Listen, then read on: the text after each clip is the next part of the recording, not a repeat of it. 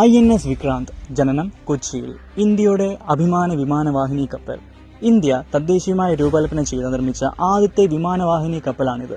2022 സെപ്റ്റംബറിൽ ഇത് കമ്മീഷൻ ചെയ്തു. ഏകദേശം 45,000 ടൺ ഭാരമുണ്ട് ഇതിന്. 262 മീറ്റർ നീളവും 62 മീറ്റർ വീതിയുമുണ്ട്. വിമാനങ്ങൾ വിക്ഷേപിക്കാൻ ഒരു സ്കീം ചെമ്പും അതുപോലെ ലാൻഡിങ്ങിനായി 3 അറസ്റ്റ് വയറുകളും ഇതിലുണ്ട്.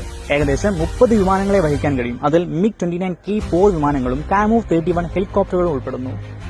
4 ഗ്യാസ് ടർബീനുകളാണ് ഇതിന് ഊർജ്ജം നൽകുന്നത്. മൊത്തം 88 മെഗാവാട്ട് ശക്തിയുണ്ട്. ഏകദേശം 28 നോട്ടിക്കൽ മൈൽ, അതായത് ഏകദേശം ഒരു 52 km/h വേഗത വരെ ഇതിന് കൈവരിക്കാൻ കഴിയും.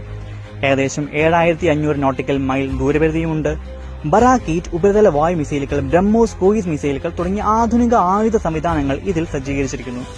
ഏകദേശം 1,600 ജീവനക്കാർക്ക് ഇതിൽ പ്രവർത്തിക്കാൻ കഴിയും. ഇതിൽ എല്ലാ സൗകര്യങ്ങളും ഉണ്ട്, അതായത് ഒരു മെഡിക്കൽ കോംപ്ലക്സ് വരെ, including multi speciality hospital.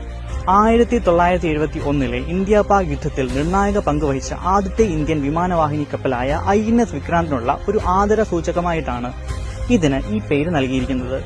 Cochin shipyard limited ആണ് ഇത് നിർമ്മിച്ചത്. ഇത് പ്രതിരോധ ഉൽപാദനത്തിൽ ഇന്ത്യയുടെ സ്വാശ്രയത്വം എടുത്തു കാണിക്കുന്നുമുണ്ട്.